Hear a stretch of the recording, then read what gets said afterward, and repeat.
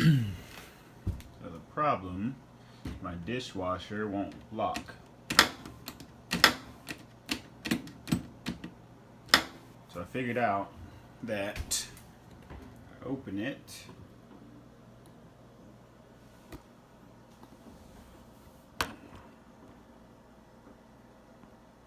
this piece here is supposed to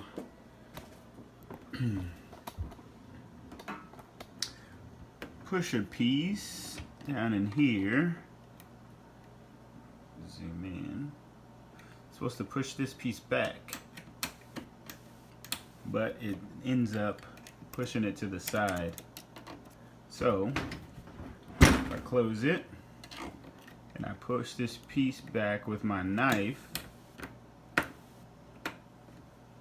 and then I lock it, it's good to go.